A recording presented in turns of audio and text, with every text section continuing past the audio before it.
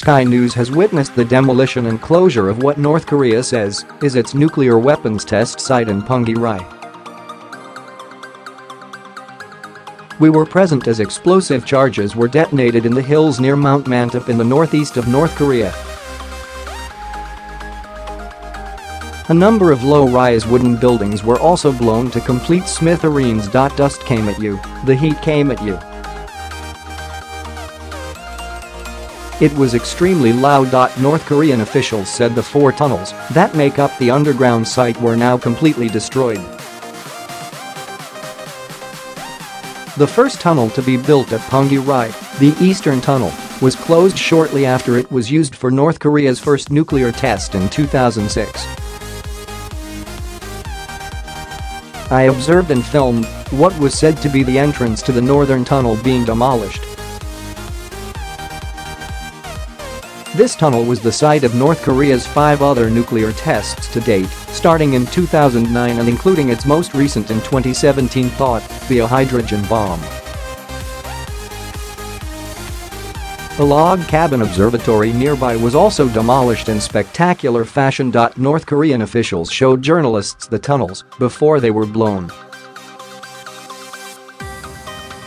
The entrances were ostentatiously rigged with wires and bags of what we were told were plastic explosives. The 2 unused tunnels, the western and southern, had remained usable, officials insisted. Media reports suggested they may have previously collapsed. The deputy director of North Korea's Nuclear Weapons Institute, who would not give his name and held the rank of general, told me these tunnels hadn't suffered the slightest damage and were intact at this moment.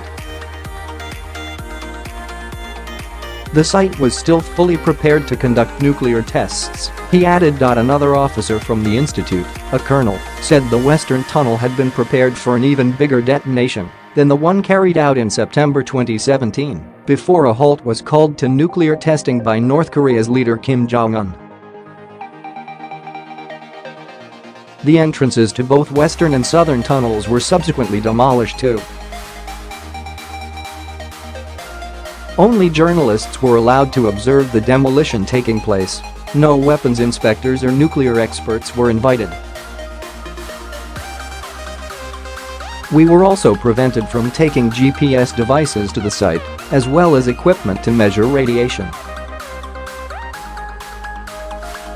We did not observe any radiation monitors at the site. The layout of the site did appear to match satellite images previously taken of Punggye-ri. At a ceremony proclaiming the closure of the site later, the unnamed deputy director of the Nuclear Weapons Institute said, "The dismantling of the nuclear test ground conducted with high levels of transparency has clearly attested once again to the proactive and peace-loving efforts of the government of the DPRK being made for the peace and stability of the Korean Peninsula and the world." The discontinuance of nuclear tests is an important process in moving towards global nuclear disarmament, and we will continue to join hands with all peace-loving people in building a peaceful world, a new independent world, where the dreams and ideals of humanity are realized.